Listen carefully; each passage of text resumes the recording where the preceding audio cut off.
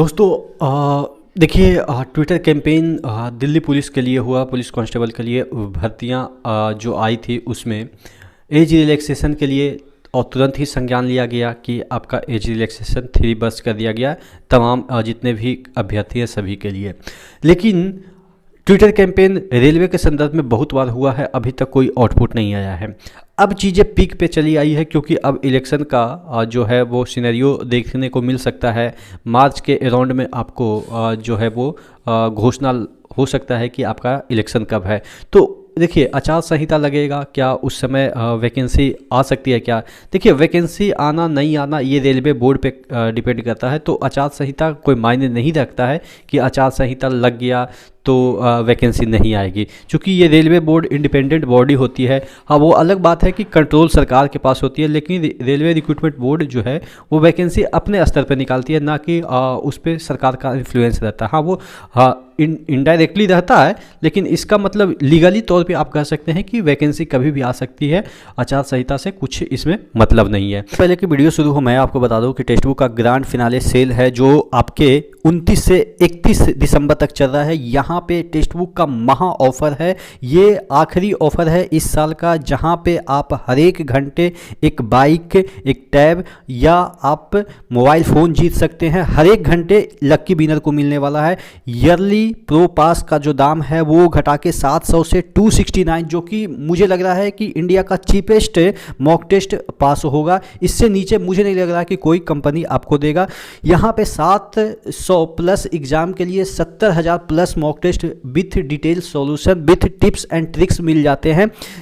10 lakh plus active user होने की वजह से आपको एक्चुअल कंपटीशन का लेवल पता चल जाएगा। ER Manish coupon code use करते हैं तो 10% का एक्स्ट्रा डिस्काउंट मिल रहा है। जल्दी से इस ऑफर को ग्रैब कीजिए और आप लकी विजेता बनते हैं। तो आपको हर एक घंटे आपने देखा ही होगा कि क्या क्या पिक्चर आपको दिख रहा होगा, ये सब जीतने का आपको मौका मिल जाएगा। नीचे डिस्क्रिप्शन बॉक्स में इसका लिंक दिया हुआ है, जल्दी से इस ऑफर को ग्रैब कर लीजिएगा।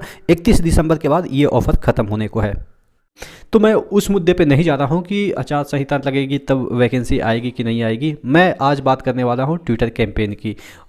यानी कि आज जो कि आपके लिए ट्विटर कैंपेन रखा गया है, मोदी जी रेलवे भर्ती 2, ये ट्विटर कैंपेन रखा गया है, उसके बारे में हम बात करने वाले हैं।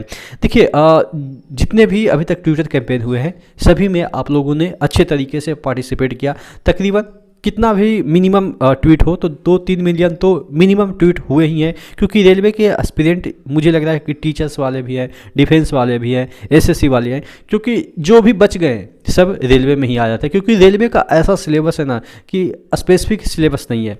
जो भी सब पढ़ रहे हैं सब इसके लिए अप्लाई कर सकते हैं। ग्रुप डी की हम बात करें या आपके ALP की बात करें, तो अगर आपने ITI कर रखा है या डिप्लोमा या डिग्री कर रखा है तो अप्लाई कर सकते हैं। बस इसमें जो ट्रेड है वो पासिंग होता है, तो ट्रेड पास ही कर जाते हैं, थोड़ा सा भी एफर्ट लगाते हैं। तो आज आपके लिए ट्विटर कैंपेन रखी गई है। हालांकि मुझे अभी पता चला कि ट्विटर कैंपेन रखी गई है।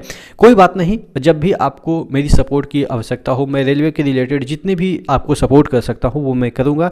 तो आज जो ट्विटर कैंपेन 10 बजे से मोदी जी रेलवे भर्ती 2, उसको ज़्यादा से ज़्यादा यूज कीजिए और रिट्वीट कीजिए। मैं भी ट्वीट करूँगा, नीचे डिस्क्रिप्शन बॉक्स में या कमेंट बॉक्स में चीज़ें को पिन कर दूँगा। अपने जो ट्विटर का हैंडल है उसको वहाँ पर आप जाके रिट्वीट कर सकते हैं, खुद भी ट्वीट कर सकते हैं, लोगों को भी प्रेरित कर सकते हैं। आप जो भी अपना ट्वीट करें वो सभी जगह शेयर करें, जिससे कि और भी जो लोग हैं वो उसको रिट्वीट करें। मुझे टैग कीजिएगा, मैं आपके जो ट्वीट है उसको रिट्वीट करने की कोशिश करूँगा, कोशिश नहीं करूँगा ही। जो मेरा ट्विटर हैंडल है वो मैं अपने टेलीग्राम पे भी शेयर कर दूंगा, तो टेलीग्राम से भी आप जुड़ सकते हैं। टेलीग्राम का भी लिंक मैं डिस्क्रिप्शन बॉक्स में दे दूंगा। तो ज़्यादा से ज़्यादा कीजिए, देखते हैं कि कब तक इसको ट्रेंड में लाते हैं। मुझे लग रहा है कि 1-1.5 घंटा के अंदर ही वो ट्रेंड में आ जाएगा। वो अलग बात है कि ट्रेंड 1 में लाने में कितना मशक्कत करनी पड़ेगी, वो आप पे डिपेंड करता है कि कितनी देर में उसको ट्रेंड 1 पे लाते हैं। और देखिए ऐसा नहीं है कि अगर आप ट्विटर पे कुछ ट्वीट करते हैं या ट्रेंडिंग में लाते हैं तो उसका रिजल्ट नहीं आता है। देखिए वो चीज़ें अगर अगर मैनेजमेंट तक पहुंच जाती है तो उन पे थोड़ा सा प्रेशर बनती है। वो अलग बात है कि उतना इसको मतलब कि तवज्जो नहीं देते हैं, लेकिन फिर भी अपन का काम है कि अपना जो है कर्म करते रहिए। वैकेंसी तो आएगी ही, लेकिन इस तरह के जो एक्टिविटी अगर आप करते हैं, ट्विटर पे चीज़ों को ट्रेंडिंग में लाते हैं, तो हो सकता है कि थोड़ा जल्दी प्रेशर बने तो आपका जो वैकेंसी है जल्दी ही आउट हो जाए। क्योंकि जितने भी आपने देखा होगा वैकेंसी आ रही है, यूपी पुलिस कांस्टेबल की वैकेंसी आ रही है, बिहार में तो टीचर्स का तो बिना एग्ज़ाम लिए ही आप मान के चलो कि नियुक्ति मिल रही है। इतने इतने वैकेंसी आ रहे हैं, तो आप समझ सकते हैं कि हम लोग 1500 वैकेंसी के लिए फ़ाइट करते हैं एक, और वहाँ पे तो एक एक 1.5 लाख वैकेंसी आ रही है, वो भी चुनिंदा लोगों के लिए। ऐसा नहीं है कि सभी लोग उसके लिए अप्लाई कर सकते हैं। तो स्टेट्स की वैकेंसियाँ आ रही है, सेंट्रल की क्यों नहीं है? सेंट्रल की भी आती है, लेकिन एसएससी वगैरह का आपने देखा होगा कि एग्ज़ाम कैलेंडर वगैरह हमेशा रेगुलर आते रहता है। लेकिन रेलवे जो कि सबसे बड़ा नियोक्ता है, वो अगर वैकेंसी नहीं दे रही है तो मुझे थोड़ा सा शर्मिंदगी लगती है इस बात को कहते हुए कि रेलवे सबसे बड़ा नियोक्ता है, यानी कि नियोक्ता का मतलब सबसे ज़्यादा नौकरी देने वाला। और पहले ऐसा नहीं होता था। पहले जितने भी मार्केट में आप जाते थे, पहले जो वैकेंसियाँ ऑफलाइन भरी जाती थी, तो आप बुक स्टॉल पे जाते थे तो कहीं ना कहीं का वैकेंसी आपको रेलवे का दिखता था, चाहे तो ग्रुप डी हो, चाहे तो एलपी हो, टेक्नीशियन हो, या आपके एनटीपीसी हो, या एसएससी जेई वगैरह वगैरह हो। तमाम जो वैकेंसियाँ हैं रेलवे के हमेशा बुक स्टॉल पे दिखते थे और लोग अप्लाई करते थे।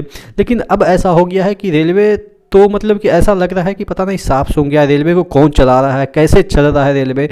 तो ये चीज़ ये है थोड़ा सा मतलब कि मोरल डाउन करने वाली है रेलवे के अभ्यर्थी के लिए। क्योंकि एक बार 19 में जिसने अप्लाई किया, उसके बाद उसने फिर रेलवे की तरफ से मुंह भी नहीं मोड़ा कि रेलवे वैकेंसी देगी। क्योंकि 19 के बाद आप 6 साल आप मान के चलो कि कितने लोगों का एज ही निकल जाता है। उसके बाद सारे ब्याज जिम्मेदारियां ये वो, मिडिल क्लास के लोग ही, लोअर मिडिल क्लास के लोग ही रेलवे फॉर्म अप्लाई करते हैं। तो उनके लिए ज़्यादा दिन तक सस्टेन कर पाना अपने जो पेरेंट्स के प्रॉपर्टी पे, यानी कि पेरेंट्स खिला रहे हैं, 32 साल के हो गए, 35 साल के हो गए, पेरेंट्स पे ही डिपेंडेंट हैं, तो थोड़ा मुश्किल हो जाता है। क्योंकि आप एक मतलब कि मैं एक फैक्ट बताता हूँ कि अगर आप पुरुष हैं, मेल हैं, तो आप पे शुरुआत से ही जिम्मेदारियाँ बढ़ जाती है कि आप एक अर्निंग मेंबर होंगे, यानी कि कमाने वाले मेंबर होंगे घर के। और ऑब्वियस है कि हमारा समाज है तो वही चीज़ें चल रही है, वो चलेगी ही, तो और भी प्रेशर लोगों पे बढ़ जाता है। तो अच्छी चीज़ें है कि आप इस चीज़ों को रियलाइज़ कीजिए और ज़्यादा से ज़्यादा इस वीडियो को शेयर भी कीजिए। और अगर चैनल पर नए हैं तो सब्सक्राइब कर लीजिएगा, और ट्रेंडिंग में लाना ज़रूरी है तो ट्रेंड जरूर कराइएगा। ठीक है, तो नेक्स्ट वीडियो मिलते हैं, तब तक के लिए जय हिंद।